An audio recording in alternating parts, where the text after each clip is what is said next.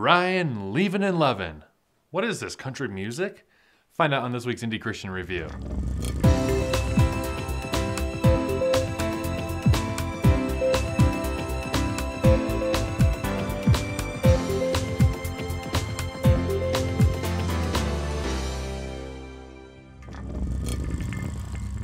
Christian films, especially romances, tend to have a reputation for being cheesy, sappy, and unrealistic.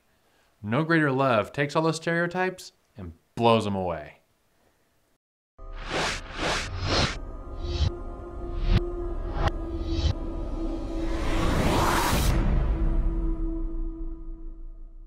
When was the last time you saw her?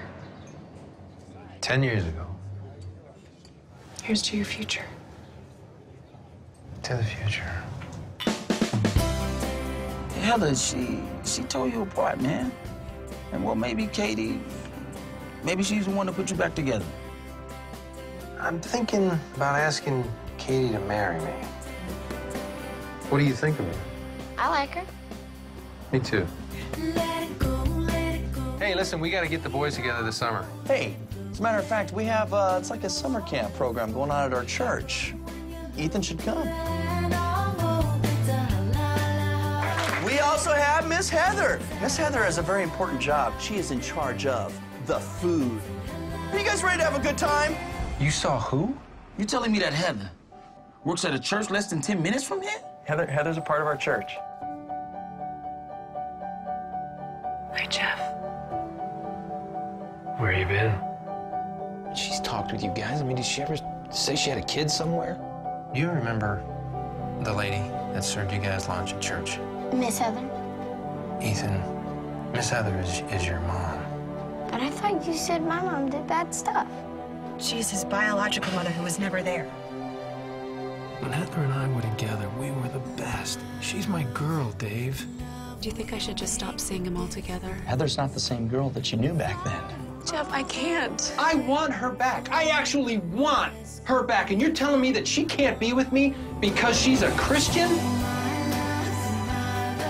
We are not giving up on this. You never will be the man that she needs.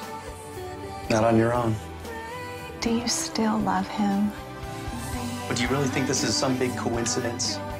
Heather leaves you, and then God saves her, and then she comes back into your life? God is sovereign, and he is always in control. I don't want to lose you. The question you have to ask for yourself is, which road are you going to take? Yours or God's?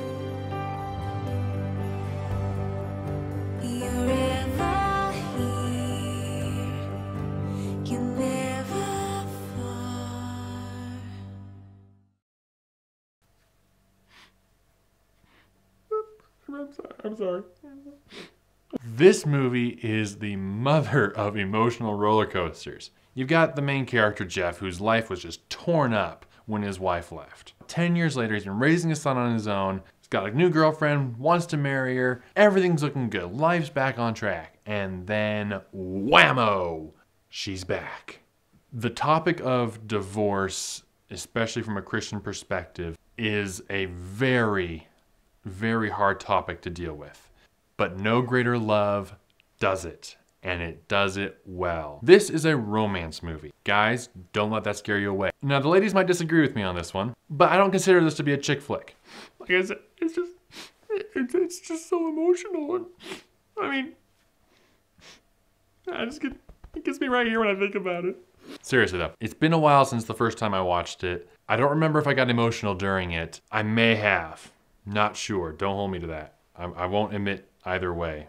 The ladies will definitely be bawling by the end, I'm sure. The acting is through the roof, hands down. Gotta be some of the best acting I've ever seen in a Christian movie. No, any movie. This is a top-notch production. No Greater Love is the perfect example of just because you have a low-budget Christian movie, it doesn't mean it has to look like it. The story, the acting, the visuals, nothing wrong with this movie, in my opinion. If you disagree with me, leave me a comment and I will be happy to ignore your wrong-headed opinion. If you want to find out more, if you want to find out more about the movie, go to nogreaterlovethemovie.com.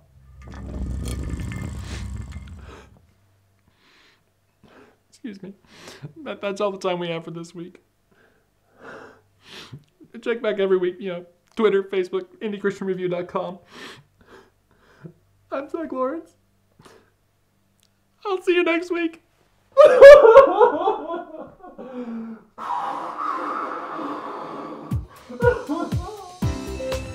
This episode of Indy Christian Review is brought to you by the Rocky Mountain Christian Filmmakers Camp. For hands-on filmmaker training in a small group environment, visit ChristianFilmmakersCamp.com.